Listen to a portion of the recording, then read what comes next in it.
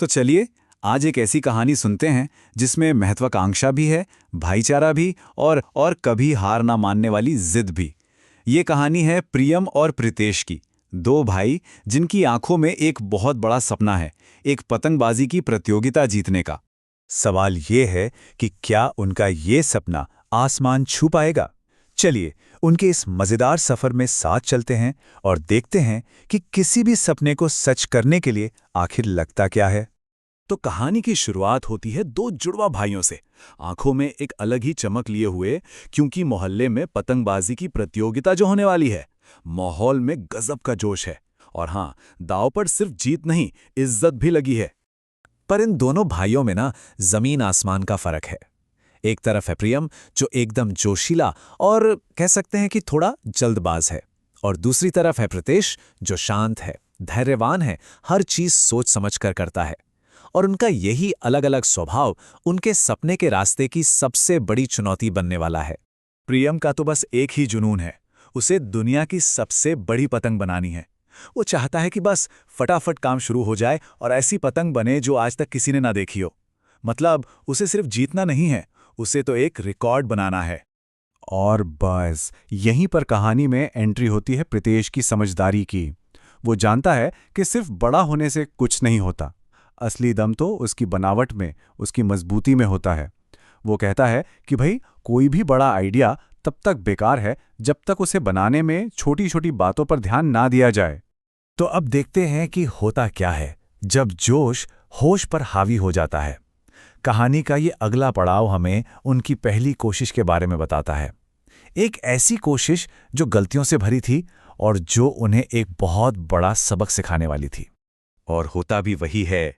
प्रियम की जल्दबाजी में एक बड़ी गलती हो जाती है। प्रीतेश बार बार कहता रहता है कि गोंद ठीक से लगाओ, आराम से लगाओ, लेकिन उसकी चेतावनी को कोई सुनता ही नहीं। और बस यही छोटी सी लापरवाही उनकी मेहनत की नींव को कमजोर कर देती है।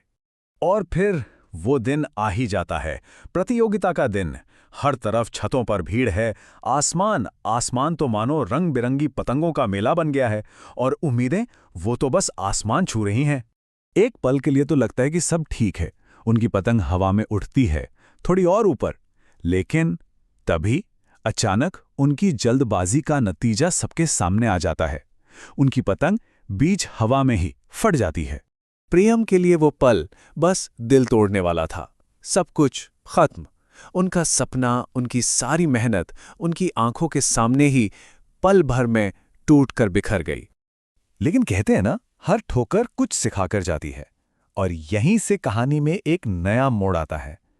दोनों भाइयों को उनके पिता से एक ऐसी सीख मिलती है जो उनका सब कुछ देखने का नजरिया ही बदल देती है। उनके पिता बस एक सीधी सी बात कहते हैं कि हार जाना कोई आखिरी रास्ता नहीं होता, फिर से कोशिश करो। और उनकी ये बात एक ऐसी चिंगारी का काम करती है जिसकी उस वक्त दोनों को सबसे ज्यादा जरूरत थी। बस फिर क्या था, एक नए जोश के साथ प्रियम और प्रीतेश दोबारा काम पर लग जाते हैं। लेकिन इस बार कोई जल्दबाजी नहीं, हर चीज पूरे सब्र के साथ, पूरे ध्यान के साथ और पूरी लगन से की जा रही थी। तो अब आता है कहानी का वो हिस्सा जब उनकी मेहनत रंग लाती है। ये वो पल है जहां उनकी लगन और उनके बदले हुए नजरिए को उसका फल मिलता है। और इस बार नतीजा एकदम अलग था। उनकी नई और बहुत ध्यान से बनाई गई पतंग धीरे धीरे लेकिन मजबूती से आसमान में उठती है, और उठती ही चली जाती है, बाकी सारी पतंगों को पीछे छोड़ते हुए। और प्रीतेश जानता था कि ये पतंग क्यों उड़ रही है। वो समझ गया था कि ये सिर्फ पतंग की जीत नहीं है, ये जीत है उनके धैर्य की, उनके ध्यान की और उनकी कड़ी मेहनत की। तो इस पूरे सफर से दोनों भाइयों को जिंदगी के कुछ सबसे बड़े सबक मिले। पहला, कि सिर्फ सपना देख लेना ही काफी नहीं होता। दूसरा, उस सपने को पूरा करने के लिए सब्र रखना पड़ता है। और तीसरा, कि सब्र के साथ साथ कड़ी मेहनत भी करनी पड़ती है। तो कुल मिलाकर बात बस इतनी सी है, किसी भी सपने को सच करने के लिए दो चीजें चाहिए। एक, दिल जिसमें वो सपना हो, और दूसरा, हाथ जिनमें उस सपने को सच करने की मेहनत हो। जब ये दोनों चीजें मिल जाती हैं तो कामयाबी जरूर मिलती है। और आखिर में ये कहानी हमें एक सवाल के साथ छोड़ जाती है। जैसे प्रियम और प्रीतेश ने अपने सपनों की पतंग उड़ाई, वैसे ही हम सबके जो सपने हैं उनकी पतंग को उड़ाने के लिए असल में क्या चाहिए।